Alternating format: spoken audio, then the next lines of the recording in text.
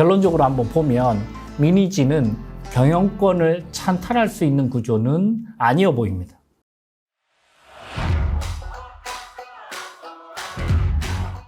네, 안녕하세요. 경영권 분쟁 전문 변호사 법무법인 율본의 류지연 변호사입니다. 오늘은 최근에 가장 뜨거운 이슈죠.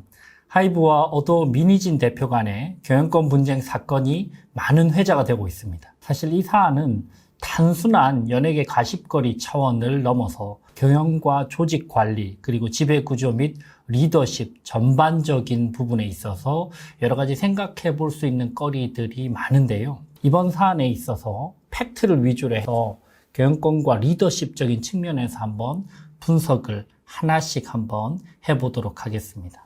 먼저 첫 번째로 주식회사 어도어는 2021년 11월 2일에 설립이 되었습니다. 언론에는 161억 원의 자본금으로 설립되었다고 나오지만 실제로 등기부등본을 발급을 해보니까 설립 당시의 자본금은 1억 원이었고 이후 두 차례 유상증자를 통해서 자본금이 현재의 161억 원이 되었습니다. 주요 등기 임원의 변경이 발생한 시점이 딱 1년 전인데요.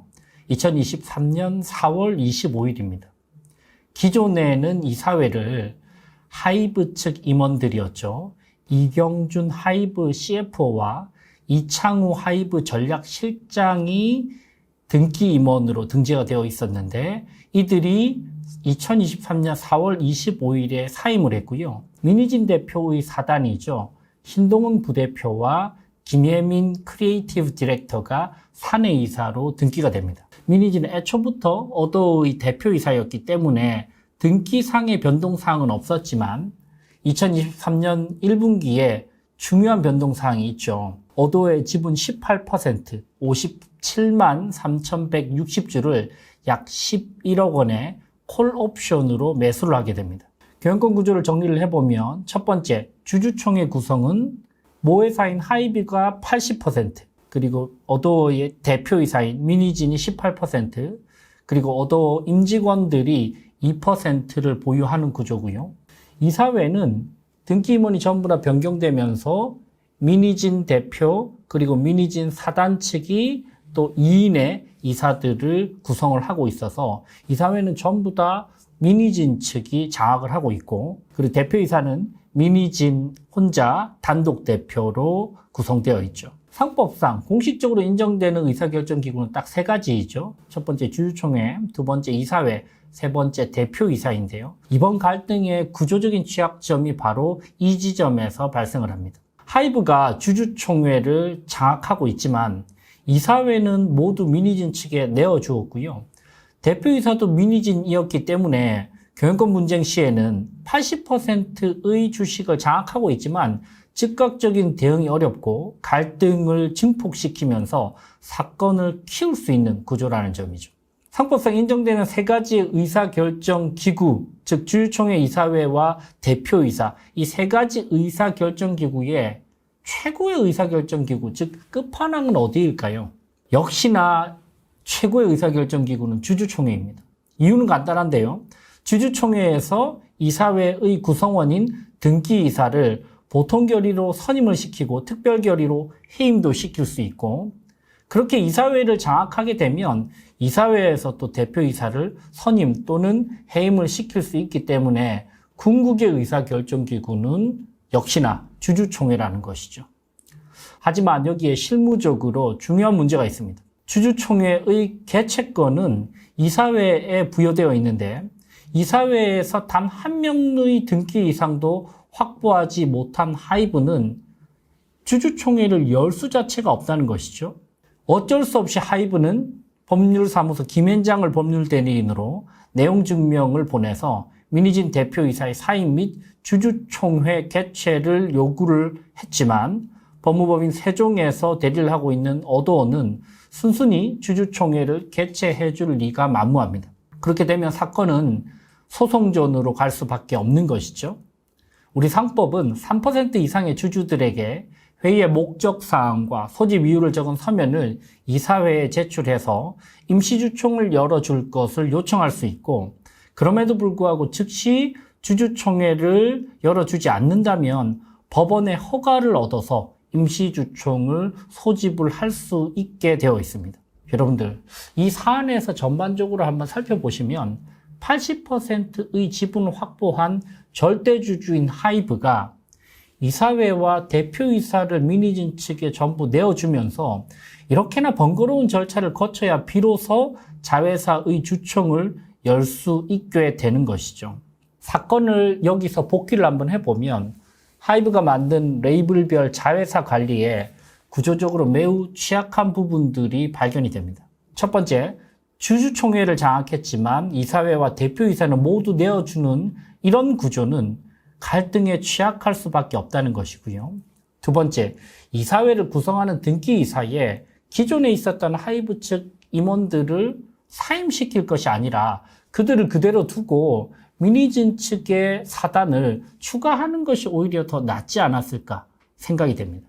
세 번째, 대표이사는 공동대표나 각자 대표와 같은 다른 체제들을 활용을 할 수 있었음에도 이런 방식으로 심각한 갈등 체제에 미니진 단독 대표를 앉혀두었다는 것은 하이브 측에서는 전략적 실수로 보이고요.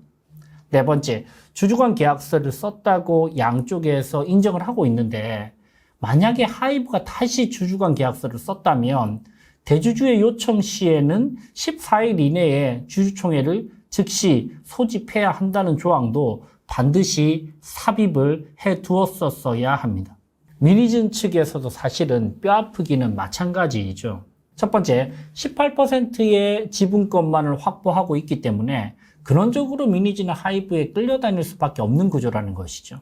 적어도 34%의 지분권을 확보해야만 주주총회 특별결의를 방어할 수 있고 특히 대표적인 주주총회 특별결의이자 이번 사건에서도 불거진 이사 해임의 건과 같이 이러한 사항에 있어서 거부권을 행사할 수 있었어야 되는데 이런 부분에 대해서 완전히 무방비한 그런 모습을 보였다는 것이죠. 두 번째, 노예계약 수준의 주주를 별 고민 없이 본인이 사인했다고 이야기를 하는데 사실 이는 상식적으로는 납득이 되지 않습니다. 본인이 미대 출신의 크리에이티브 디렉터라고 하더라도 주위의 전문가들의 도움을 받아서 중요한 의사결정을 할 수 있을 정도로 비즈니스 경험이 충분히 많은데 믿고 썼었는데 알고 보니 노예 계약이었다.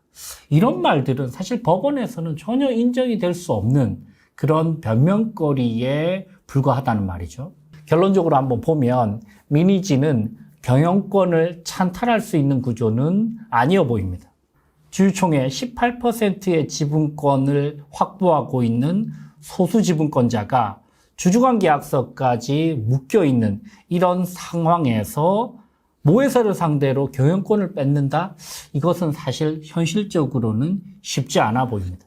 혹자는 상법상 제3자 배정을 통해서 미니진 측이 조금 더 본인들의 지분을 늘릴 수 있지 않겠느냐라고 이야기를 하지만 상법상 제3자 배정은 기본적으로 기존 주주들이 가지고 있는 신주인수권을 제한을 하기 때문에 신기술 도입이나 재무구조 개선 등의 경영상 특별한 목적이 인정될 경우에만 허용된다는 것이죠.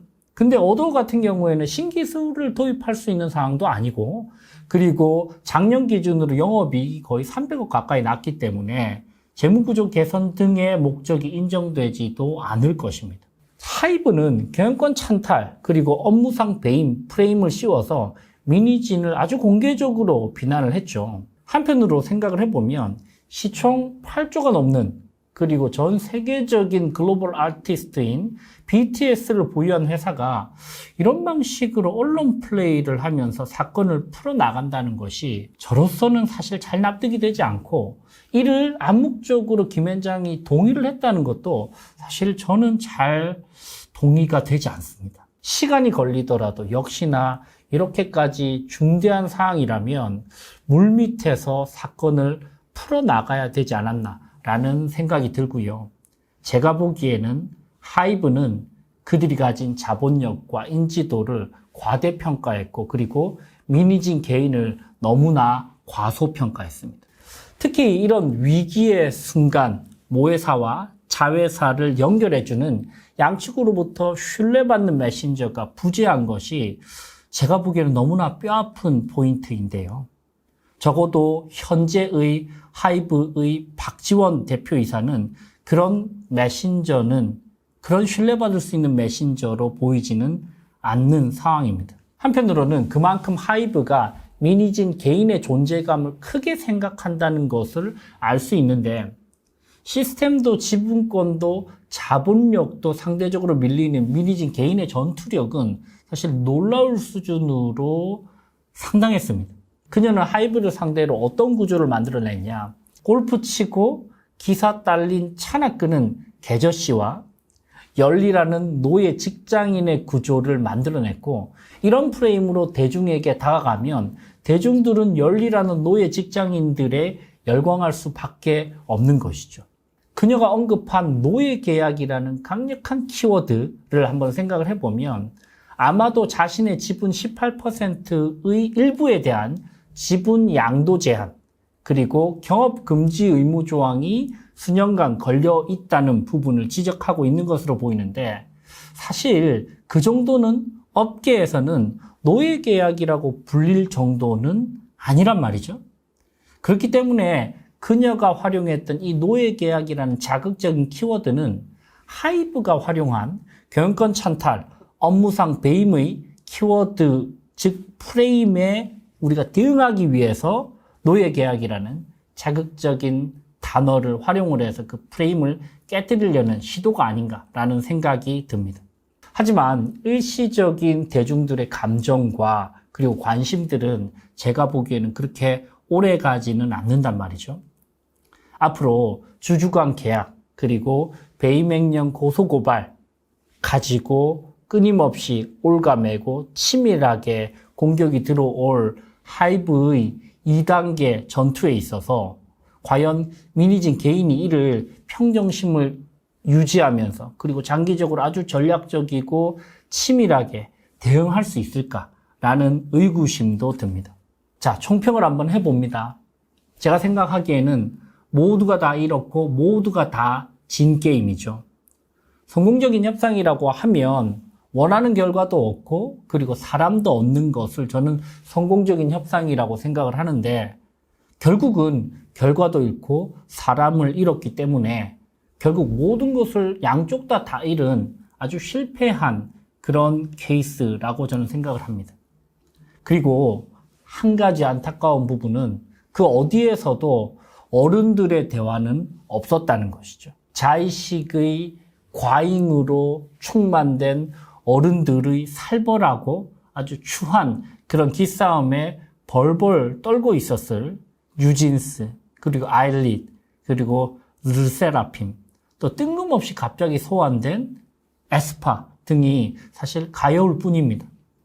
이 사건을 쭉 제가 한번 지켜보면서 제 머릿속에 떠오른 책의 한 구절이 있습니다. 제가 너무나 좋아하는 로버트 그린의 인간 본성의 법칙이라는 책의 한 구절을 낭독을 하면서 이번 영상 마무리를 한번 해보도록 하겠습니다. 심한 자기 도취자들 중에서도 특히 더 위험하고 해가 되는 유형이 하나 있다.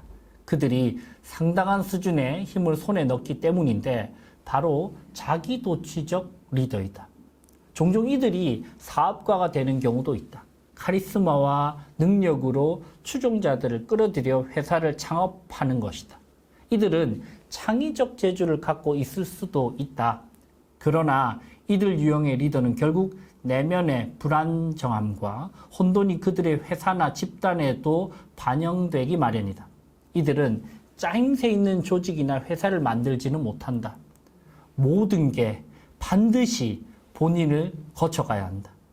누구나 할 것 없이 모든 사람과 모든 일들이 그들의 자기 대상이 되기 때문에 그 모두를 직접적으로 통제해야 한다. 자, 여기서 마지막으로 제 짧은 견해를 한번 더 추가해보자면 이번 사건 이후에 하이브는 본인들의 산하 계열사들의 지배권 구조 그리고 주주간 계약서, 경영권 구조를 다시 한번 더 면밀하게 한번 분석을 해볼 것이고 조금 더 치밀하게 지배 구조를 강화시키려고 할 것입니다. 여러분들, 지배 구조 그리고 가버넌스는 위기의 상황과 결정적인 순간에 훨씬 더 임팩트가 크게 다가온단 말이죠.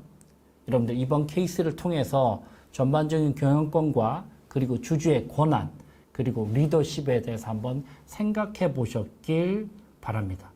지금까지 경영권 분쟁 전문 변호사 류재현 변호사였습니다. 감사합니다.